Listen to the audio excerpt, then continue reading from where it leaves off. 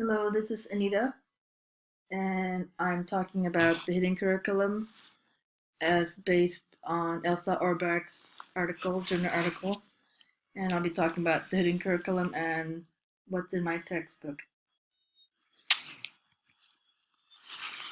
So, in my search for a topic, I ran across the title of this journal article written in 1985, The Hidden Curriculum of Survival ESL, and the sentences that's in the red box highlight the sentence that caught my eye, where it's talking about the student population of refugees, how the English language teaching materials sometimes prepare students for subservient social roles.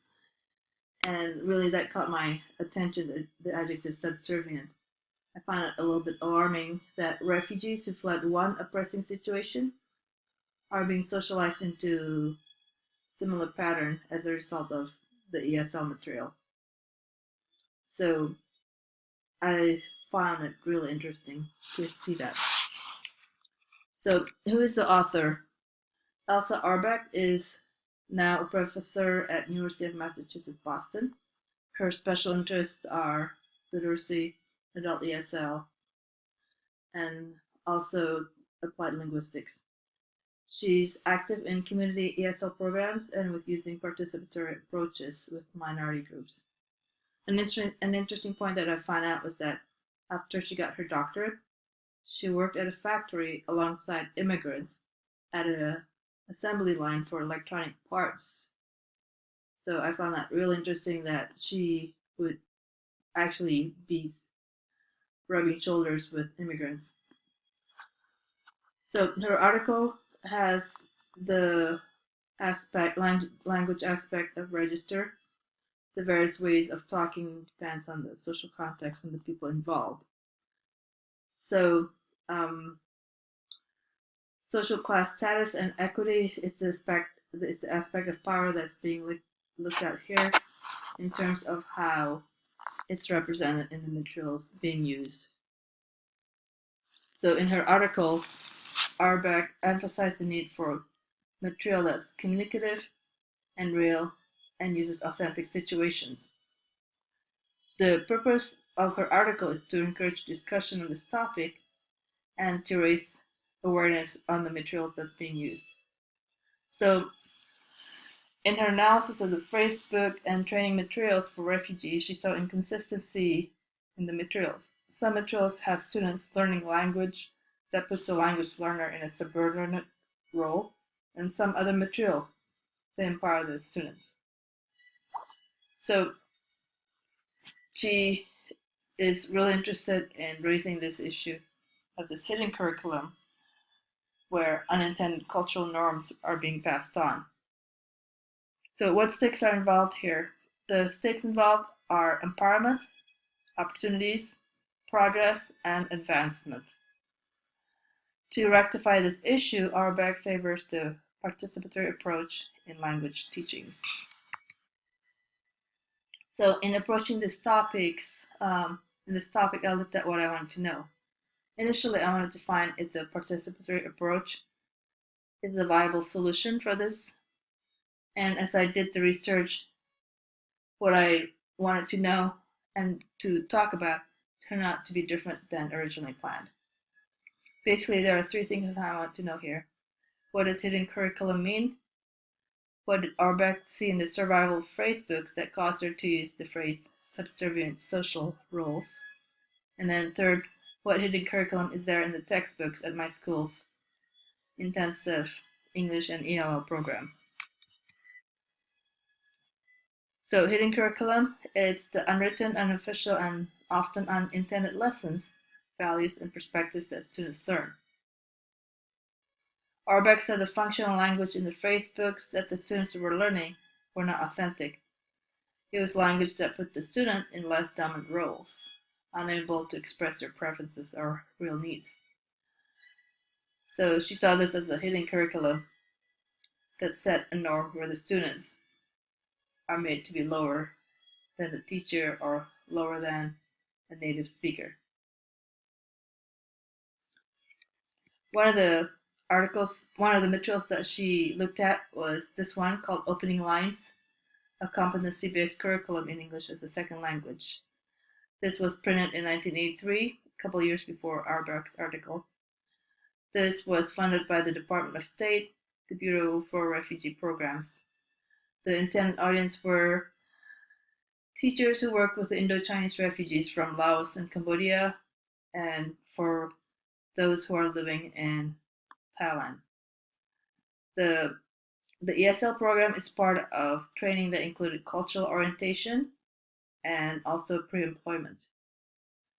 So the this book was actually developed based on a request from someone from the State Department, from the Bureau of Refugees, to come up with a teaching material that can be used as a standard.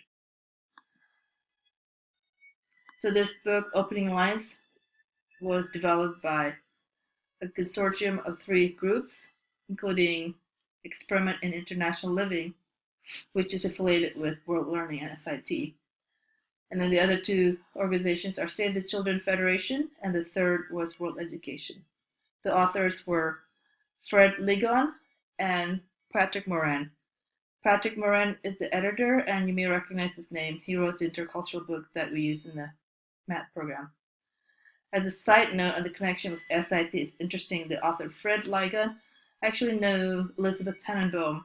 They both worked on a refugee program that was based in Indonesia.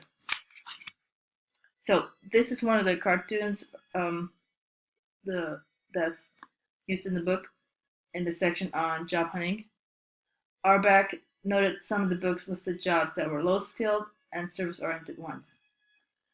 So here in this cartoon, you have the man saying, the man on the right, the manager, asks, "What did you do in Laos?"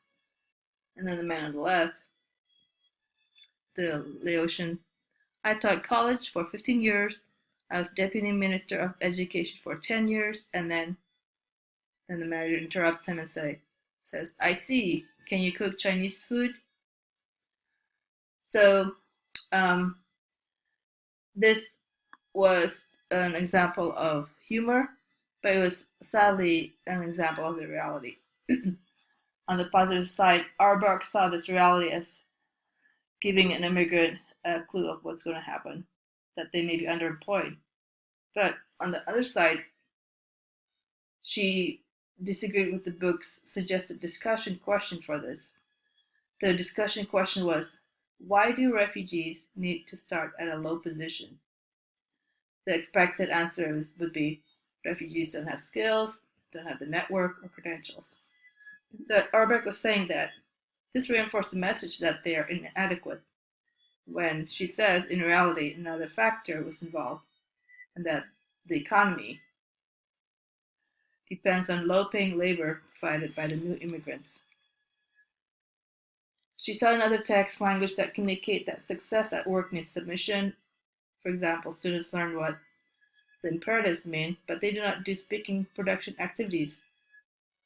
This gives the message that they are recipient of the commands and not giver of the commands. Another example is that students are learning functional language were asking for permission or clarification, but not learning language for giving praise, criticizing, and complaining or refusing. This is played out in a textbook from that same time period as their article. So I found this English-Spanish phrase book. It's based on a Vietnamese phrase book, which was copied for phrase books, which was made into phrase books in other languages. So these phrase books were printed by the Cultural Orientation Resource Center for Refugees. I think it's defunct now, but it was funded by the State Department. And this Spanish edition was intended for Cuban refugees. So the following slides that you will see are pages from the phrase book. The pages selected, I selected because they showed that these phrase book actually do not have a hidden curriculum of subservient students.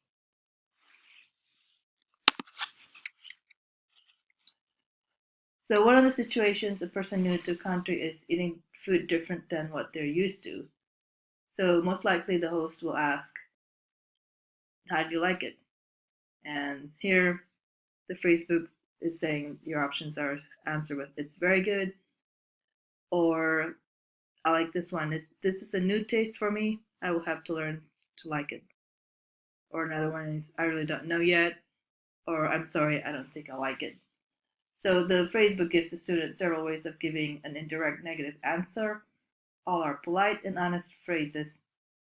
So it I like the fact that instead of giving the student just the affirmative phrase of yes, I like it, it gives the student a polite way to reply of expressing their dislike without being impolite.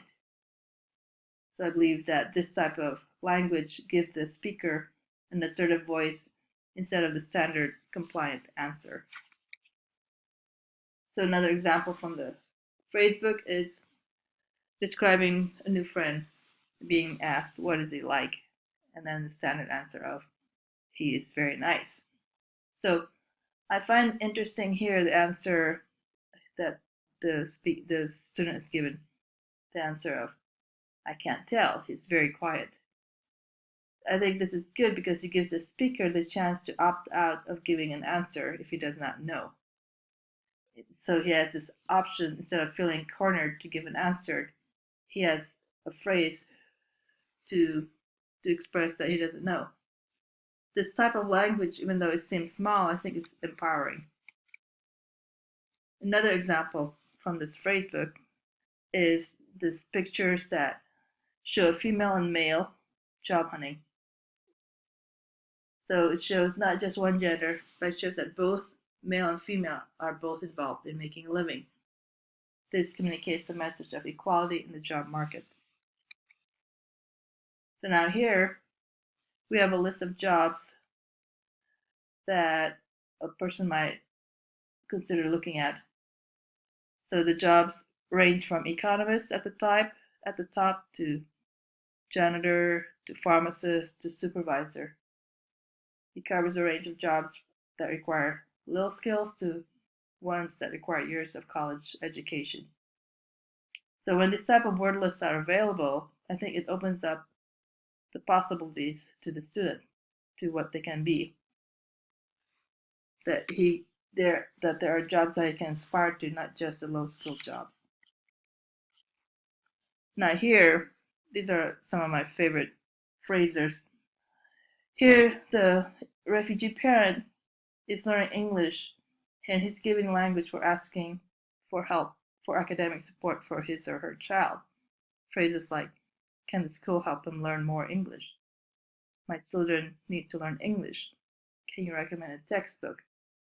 I would like to study more English. Can you help me? So these are phrases, language that help them to improve or to help their child improve. Another one, functional language for learning more about how the school system works and also for keeping track on how the children are doing in school. So I would like to know more about the school system in the US. Can you help me? So I did not find that the survival phrasebook to have a hidden curriculum centered on a subservient attitude. And I saw a high frequency of proactive language, which empowers the speaker. So on the contrary, I found this phrasebook to have a message of empowerment. So this is one phrasebook that does not fall into the category of having a hidden curriculum. So now, what's my textbook's hidden curriculum? So this is the third part of the presentation. How does the topic of the hidden curriculum play out in my context? Here's a photo of the school that I work at. It's in Chengdu in southwest China. It's in the Sichuan province. Here are my colleagues. And I'm not smiling here because I'm thinking of the homework that I have to do. Here's my intensive English book that I use with my middle school students, grades 6 through 8. My students include Chinese ethnicity students with foreign passports and I also have Koreans and Japanese. The textbook is printed in 2001, 14 years ago.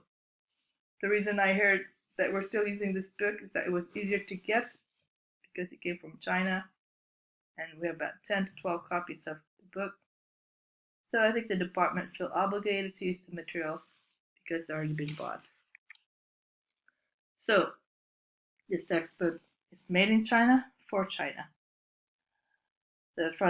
In the front page inner cover it says that this is actually a textbook series for schools in China. The fact that it's created specifically for China, of course, means that the content has been checked by some government official. This adds to the hidden curriculum a perspective of alignment with the government's views. So here is one of the pages in the earlier chapter of the book.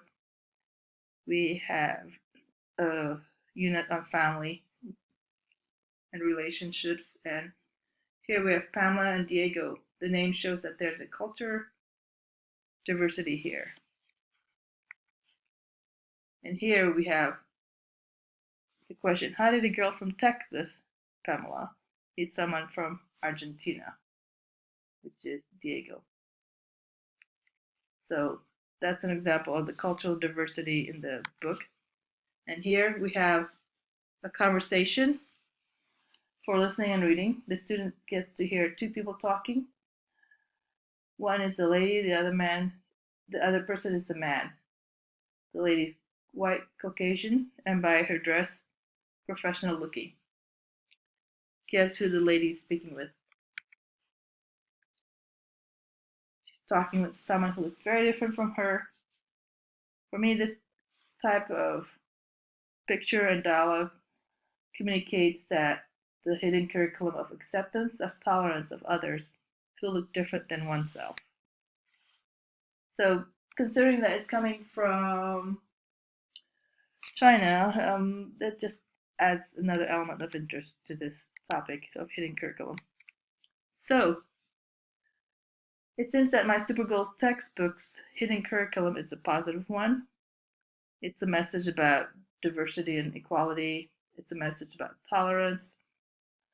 And actually, it's also a message of no religion, since there's no reference to religious holidays.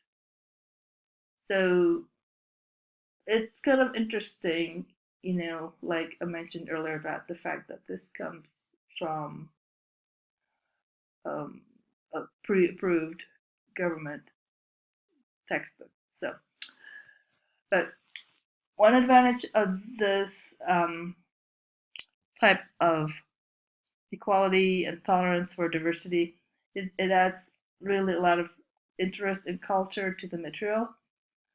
One disadvantage of this is that it's not really authentic situation. It's not really representative of the real world. But anyway, it was a good exercise to look at my textbook using the lens of looking for hidden curriculum. I think doing that type of activity is aligned with what Arbach wanted teachers to do. So how about your textbooks and materials? What hidden curriculum does it have?